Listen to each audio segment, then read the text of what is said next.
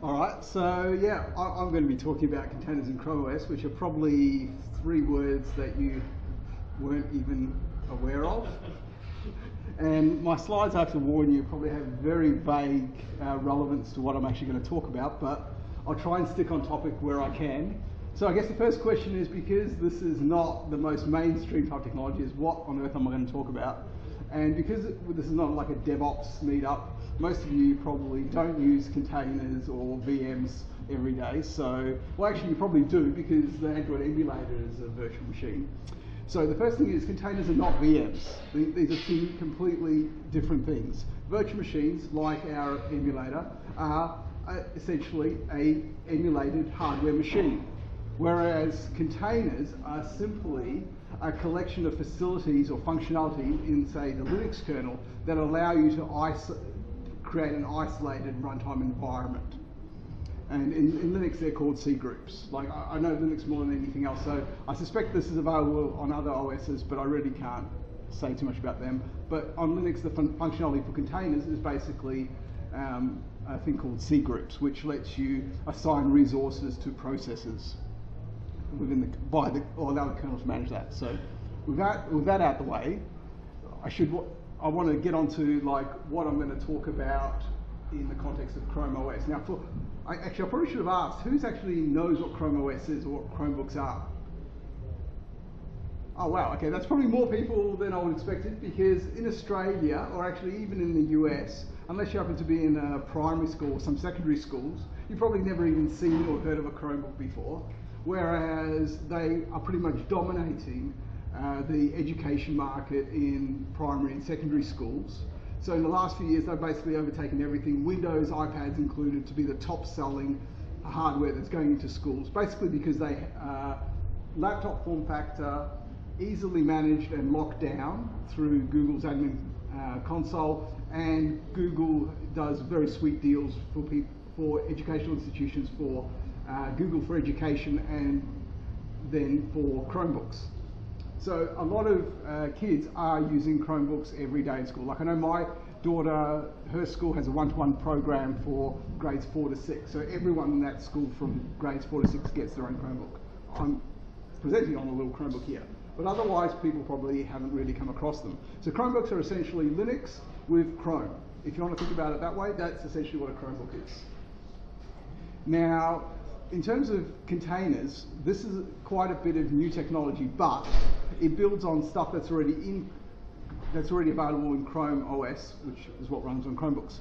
Now, even though it's just Linux with Chrome, there's actually been a very minimal terminal built in pretty much from the start, but it's very locked down, because one of the selling points of Chromebooks is that they are limited, they're locked down, and they're very secure. Google went to extreme lengths to make them secure, because I'm pretty sure they use them in-house a lot.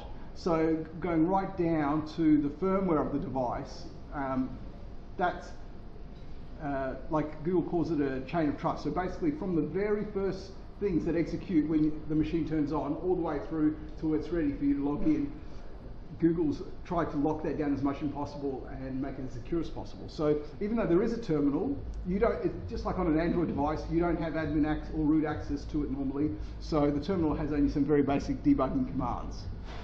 Now, the other thing that has been around for a while with Chromebooks, to get around this limitation, because it's really only the Chrome browser and nothing else, is a thing called Crouton. Like, for anyone who's used Linux for a while, or other Unixes, you might have heard of a thing called chroot, which allows you to essentially lock a bunch of processes down to a particular subfolder or subdirectory, and make that appear as the root directory. So then you've basically isolated anything running from that directory to that. But from that process point of view, it looks like it can see the whole machine. So sort of, in the old days, this is a very common way to run something like a web browser, like a web server like Apache, for instance, to try and make it a little bit more secure if someone broke in. So Chromebooks have this thing called developer mode, and for quite a while there's been a tool called Crouton, which once you put your Chromebook in developer mode, essentially rooting it in Android terms, you could then use this Crouton tool to use the chroot functionality to install anything, like so Ubuntu, Debian, whatever Linux distribution you wanted.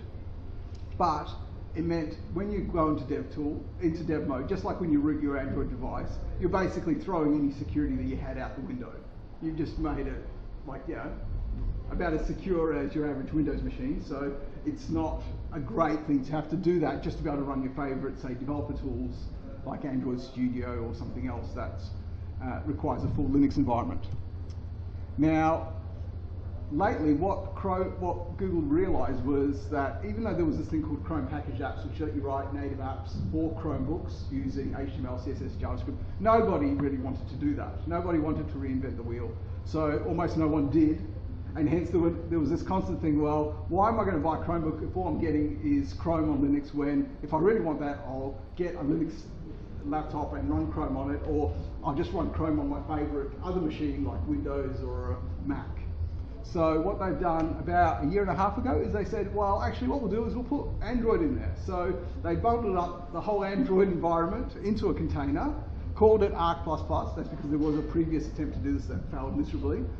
And said basically all new Chromebooks get to, and quite a lot of the previously released ones that just basically had a new enough version of the Linux kernel to support this, could run an Android environment, not an emulator, just an Android environment in a container on your Chromebook. So now, essentially every Chromebook became an Android device. Fantastic. Everyone loved this. Well, mostly everyone loved this, because suddenly there were however million apps of varying dubious quality are in the app in Google Play suddenly became available to everyone with a Chromebook. So essentially what happened was there was never really any proper Android tablets. Like Samsung sort of tried moving things along, but really it's not like iPads, let's be honest. There's not a real market for Android tablets. But what it's done now is it's basically said, maybe not the tablet form factor, but the laptop form factor now, every reasonably modern Chromebook is now an Android laptop or tablet. Because say for instance, this little thing folds over and becomes a tablet. Only problem was, Chrome, one of the great things about Chrome OS is it's completely open source, much more than Android. It's because it's actually developed out in the open. They've got public repos that they actually push to all the time, not like a complete collection of private stuff like they do for Android, if anyone's familiar with how Android's developed. And then once in a while they'll push whatever they've done out into the open, into their public Git repos. And if anyone's been lucky enough to put bugs into the Android bug tracker, you'll often see references to bugs that you click through and it just says you can't access it or permission denied, because that's they refer to their internal bug tracker that only Google and their partners get access to. That's not really how it works with Chrome, because, well, Chrome OS, because it came from Chrome and Chromium, which is the open source project for Chrome, and it was always done in the open. So when they built Chrome OS on top of that, they kept that open philosophy. So it's much more open. It's a much more open source project, if I can put it that way, than Android ever was or is. So what the problem was with Arc was that didn't happen. It was all completely proprietary, done in secret essentially by Google. It's still all proprietary. It's not available in any public Git repo anywhere. So no one, like people just guess how it works, but no one's ever seen any of the code that did that. So recently along came 3 code names in the Chromium OS public Git repositories and their Gerrit, the code review system that they use, called CrossVM, Concierge, and Crossatini. So it doesn't really matter what they mean or stand for, except what they are together is a bundle of things that let you now, or will very shortly, let you run any arbitrary container, Linux container, on a Chromebook. So I think people know about Chrome extensions. You probably installed an extension or two to do something or other. So what Google looks like they're going to do, because essentially this is all very new, it's all very bleeding edge. It all basically comes from reading Reddit, which is a great way to learn about like multi-billion-dollar commercial products. They'll be installed via Chrome extensions, and the key thing is that what I didn't have on any of the points on the previous slide is that they will run in a virtual machine. Now, a virtual machine is something that Chromebooks have not had access to. In fact, the virtual machine extensions in the hardware have normally been disabled in shipping Chromebooks, or the kernel has disabled that functionality. now, for the first time, that's going to be enabled in order to support this. Now, what this means is that I know about this because other people found out about this in the public Git repos and code review, because this time it's not all proprietary, it's all completely in the open, it's all fully open source under whatever various open source licenses the different bits and pieces are built.